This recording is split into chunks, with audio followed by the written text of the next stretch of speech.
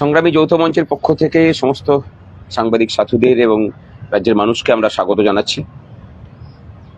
আপনারা দেখেছেন যে গত ৫ তারিখে মাননীয় সর্বোচ্চ আদালত সুপ্রিম কোর্টের যে রায় ছিল, যেখানে বলা ছিল যে ১/৪/২০০৮ থেকে ৩১/১২/২০১৯ পর্যন্ত সময়কালের যে বকেয়া মহার্ঘ ভাতা, পঞ্চম বেতন কমিশন অর্থাৎ রূপা ২০০৯-এর যে বকেয়া মহার্ঘ ভাতা, সেই বকেয়া মহার্ঘ ভাতার 25% ইমিডিয়েটলি মেটাতে হবে কাদের?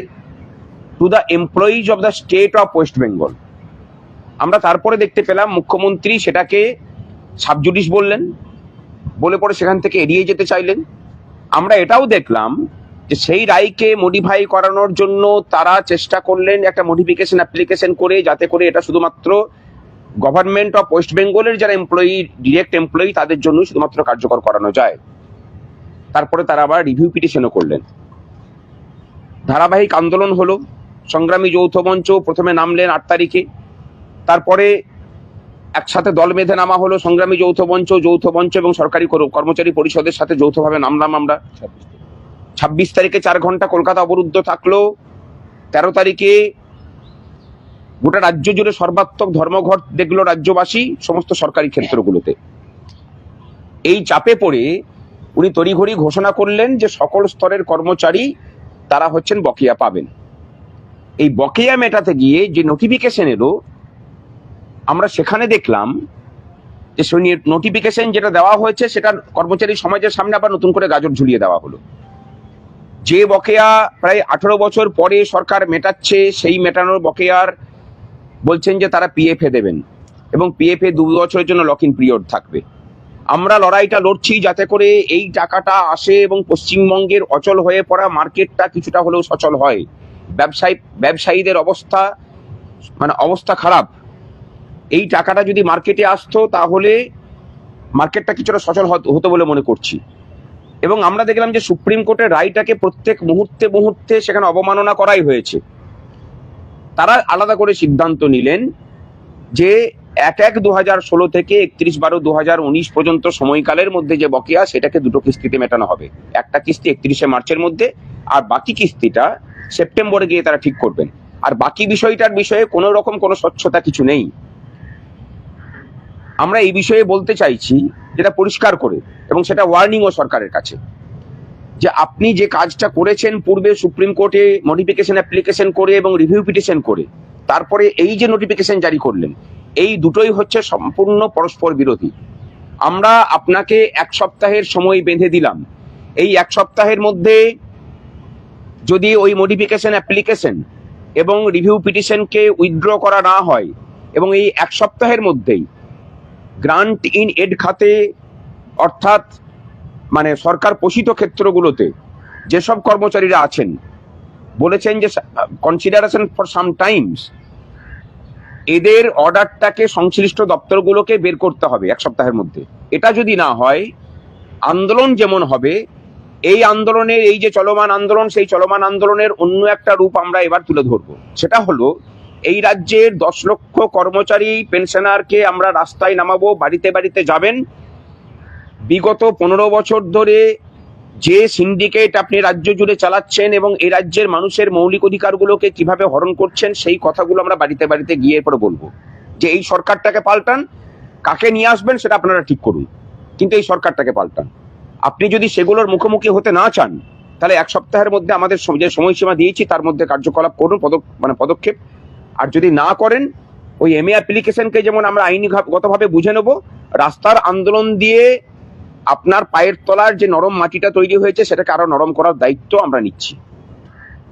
আমাদের সাথে অর্জুনদা আছেন, অর্জুনদা বলবেন। কিন্তু আমরা সাথে এটাও বলে দিতে চাই যে বিভিন্ন জায়গা থেকে আমরা দেখছি যে শুভেচ্ছার বন্যা বয়ে যাচ্ছে। এই নোটিফিকেশনের প্রথমেই দেখুন লিখে দেওয়া আছে যে তারা সুপ্রিম কোর্টের রায়টাকে কমপ্লাই করছে। এই রায়টাকে কমপ্লাই কিন্তু এমনিতে করেনি। সুপ্রিম কোর্টের চাপ, একদিকে আন্দোলনের চাপ, এই দ্বৈত চাপের ফলে তিনি নতি স্বীকার করেছেন, সদিচ্ছাই কিছু করেননি। হ্যাঁ, কিছু পান বা না পান, আমরা এটাতেই খুশি যে ওনার অহংকারের যে প্রাসাদ ছিল, সেই প্রাসাদটাকে আমরা কর্মচারীরা ভেঙে চুরমার করে দিতে পেরেছি। মাথাটা নত করতে হয়েছে। বাকি যে অধিকার আছে সেগুলোকে আমরা কড়াই গন্ডায় বুঝে নেওয়ার বিষয়ে প্রতিজ্ঞাবদ্ধ, এবং তারই সাথে বর্তমান রূপার যে বকেয়া 40% এবং শূন্য পদগুলোতে নিয়োগ, অস্থায়ী কর্মচারীদের স্থায়ীকরণ, এই যে বিষয়গুলো আমাদের আছে, সেই সমস্ত বিষয় নিয়েও ভবিষ্যতে যে লড়াই, সেই লড়াই আমাদের জারি থাকবে। এবং এই ভোটের মুখে আমরা এই 1 সপ্তাহের সময়সীমা দিলাম, এই সময়সীমার মধ্যে যদি সদর্থক কার্যকর ভূমিকা তারা যদি গ্রহণ না করেন, তাহলে আমরা আমাদের অ্যাকশন দেখাবো। বাড়ি বাড়ি গিয়ে প্রচার করবেন সরকারের বিরুদ্ধে? যে অবশ্যই। হ্যাঁ, না, পার্টির প্রচারের সাথে এটার একটা তফাৎ থাকবে। আমাদের প্রচারটার সীমাবদ্ধতা থাকবে এই রাজ্যের প্রাতিষ্ঠানিক যে দুর্নীতি, এই রাজ্যের রাজ্য সরকারের যে কার্যকলাপ, যে কার্যকলাপের ফলে মানুষের মৌলিক অধিকারগুলো কে হরণ করা হয়েছে, আমাদের প্রচারটা তার মধ্যে সীমাবদ্ধ থাকবে। দলীয় রাজনীতির প্রচারের সাথে আমাদের প্রচারটাকে মিলিয়ে ফেলবেন না।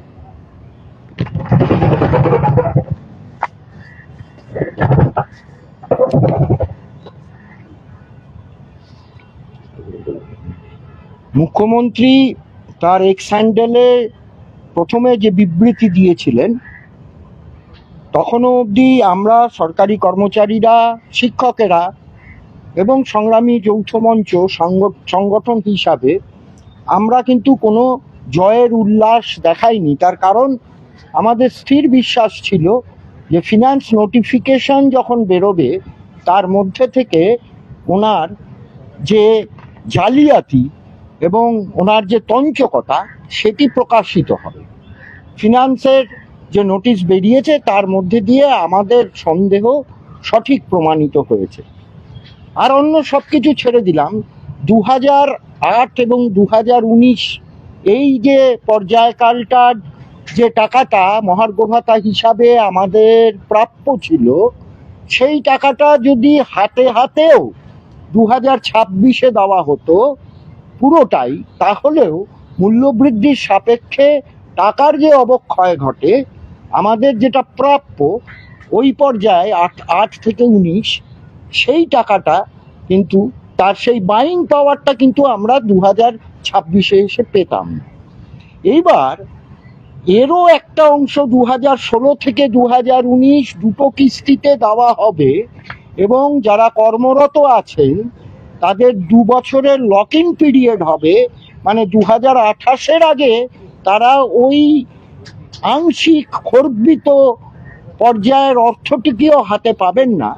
এর থেকে বড় তঞ্চকতা, এর থেকে কর্মচারীর সাথে বিশ্বাসঘাতকতা আর অন্য কিছু হতে পারে না। এর জবাব সংগ্রামী যৌথ মঞ্চ এবং কর্মচারীরা, শিক্ষকেরা একসাথে মিলে দলমত নির্বিশেষে এই সরকারকে দেবে। এবং এর মধ্যে দিয়ে শুধুমাত্র যে সরকারি কর্মচারী বঞ্চিত হচ্ছে এমনটা নয়। আপনারা জানেন যে সরকার হলো আদর্শ নিয়োগকর্তা।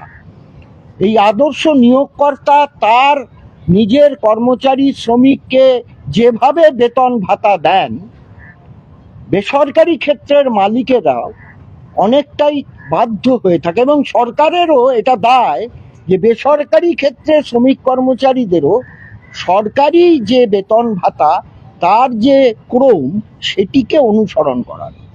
তো সরকারি যদি এভাবে কর্মচারীকে এবং তার অধীনস্থ শিক্ষক, তার অধীনস্থ যারা অস্থায়ী কর্মচারী আছেন, এদের সবাইকে এভাবে বঞ্চনা করেন, এভাবে বঞ্চিত করেন, তাহলে সামগ্রিকভাবে পশ্চিমবঙ্গের মালিকদের কাছে একটা বার্তা পৌঁছে যায় যে তারাও তাদের শ্রমিককে অনুরূপভাবে বঞ্চনা করতে পারে।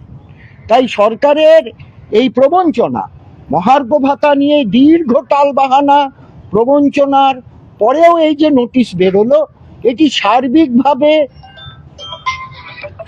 সার্বিকভাবে পশ্চিমবঙ্গের শ্রমিক শ্রেণীকে আঘাত করলো, শুধু সরকারি কর্মচারীদের, শিক্ষকদের নয়। এবং আমরা সংগ্রামী যৌথ মঞ্চের পক্ষ থেকে সামগ্রিকভাবে শ্রমজীবী মানুষের কাছে আবেদন করছি, এই সরকারের বিরুদ্ধে সর্বশক্তি দিয়ে ঐক্যবদ্ধভাবে এই সরকারকে আক্রমণ করুন, প্রত্যাঘাত করুন। তা না হলে আমাদের বাঁচার রাস্তা থাকবে না। এবং প্রত্যাঘাত করলে কি হয়, ঐক্যবদ্ধভাবে প্রত্যাঘাত করলে কি হয়, শিক্ষক সরকারি কর্মচারীরা চোখে আঙুল দিয়ে দেখিয়ে দিয়েছে।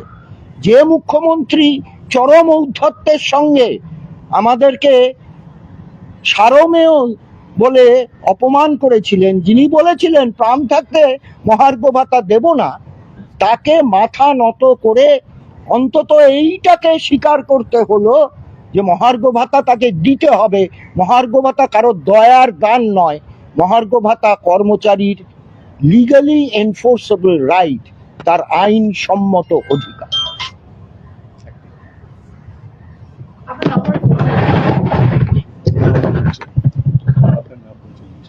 অর্জুন সেনগুপ্ত, কলকাতা জেলার কনভেনার, সংগ্রামী যৌথ মঞ্চ। আমি 1 মিনিট ভাস্করবাবুর কথাকেই আর একটু ব্যাখ্যা করে বলতে চাইছি। যে মুখ্যমন্ত্রী তার যে টুইট, আমরা 13 তারিখ ধর্মঘট করলাম, আর 15 তারিখে ঠিক নির্বাচন ঘোষণার আগে যে টুইট, সেই টুইটে উনি সমস্ত কর্মচারীর কথা উল্লেখ করেছেন। হ্যাঁ, সেখানে কিন্তু তার আগে উনি যে মডিফিকেশন অ্যাপ্লিকেশন করেছেন, সেখানে গভর্নমেন্ট সার্ভিস এবং মূলত শিক্ষক এবং পৌরসভা পঞ্চায়েতকে আলাদা করতে চেয়েছিলেন। উনি যে টুইট করেছেন সেখানে সমস্ত কর্মচারী 10 লক্ষ হয়, আর উনি ওখানে লিখেছিলেন 3,17,000। তাহলে এই যে বিভক্ত করার চেষ্টা করেছেন, তাহলে উনি যে এখন পরে যে টুইটটা করলেন 10 লক্ষ সমস্ত কর্মচারী, তাহলে তিনি আগেরটা ভুল করেছেন। তাহলে আগেরটা মডিফিকেশন অ্যাপ্লিকেশন বা রিভিউ কেন উনি উইথড্র করবেন না? উনি যে ভাস্করবাবু যে 1 সপ্তাহ সময় দিয়েছে, ওনার কথাতেই তো 1 সপ্তাহের মধ্যে উইথড্র করা উচিত। এই জায়গাটায় আমার বক্তব্য যে উনি কর্মচারীদের এবং এই যে কর্মচারীদের যে ভাগ করতে চেয়েছেন, শিক্ষক এবং সরকারি কর্মচারী, এই যে ভাগ করতে, সেই জায়গায় উনি ব্যর্থ হলেন। কারণ আমাদের ঐক্যবদ্ধ একটা আন্দোলন, ঐক্যবদ্ধ ধর্মঘট। আপনারা জানেন না, যা ধর্মঘট হয়েছে অনেক জায়গায় হয়তো দেখেছেন যে কলেজ চলেছে, কিন্তু একজন শিক্ষকও সই করেনি, সেদিন একজনও সই করেনি।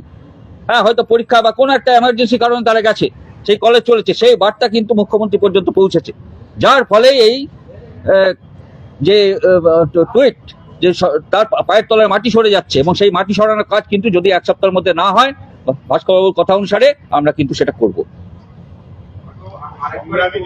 আপনি যেটা বলছিলেন যে বাড়ি বাড়ি গিয়ে প্রচার করবেন, আরেকবার যদি বিষয়টা কেন করবেন এবং কি কোনটা জানাবেন মানুষকে, আরেকবার। সুপ্রিম কোর্ট রায় দিয়েছিল যে এই রাজ্যের সমস্ত স্তরের কর্মচারী, employees of the state of West Bengal, তাদের যে বকেয়া মহার্ঘ ভাতা, সেই বকেয়া মহার্ঘ ভাতার 25% ইমিডিয়েটলি মেটাতে হবে। বাকি বকেয়ার যে অংশ, তার যে প্রথম ইনস্টলমেন্ট, যেটা ইন্দু মালহোত্রা কমিটি ঠিক করে দেবে, সেটাকে 31শে মার্চের মধ্যে মেটাতে হবে।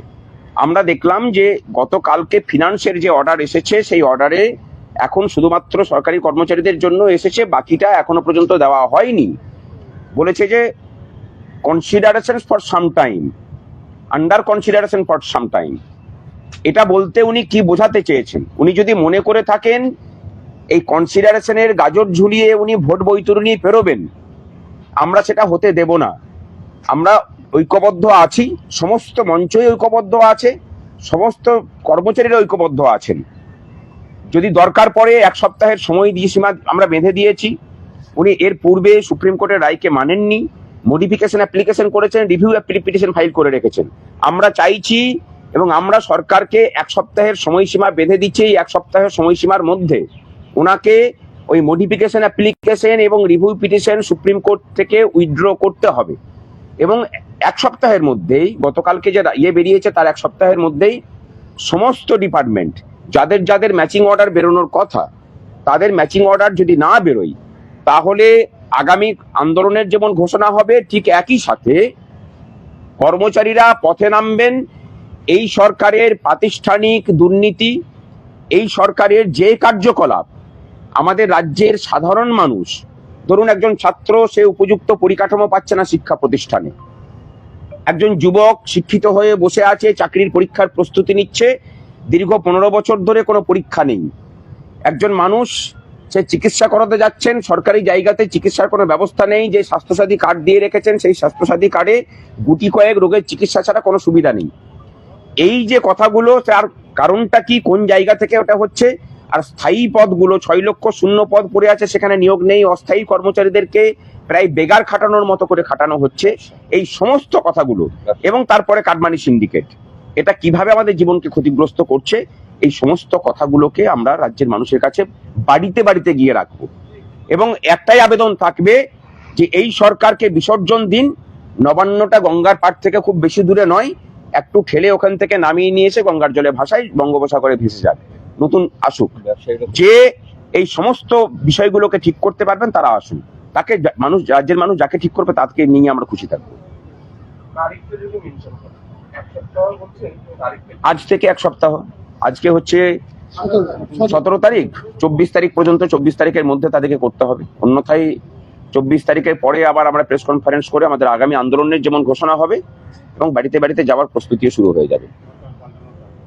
একদম, এটা তো মমতা ব্যানার্জি আদর্শ অনুপ্রাণিত হয়ে আমরা বলছি তো, যে সরকার কর্মচারীদের দিয়ে দিতে পারে না তার ক্ষমতায় থাকার অধিকার নেই। আমাদের ভোটের সময় এটা মনে পড়ে গেছে।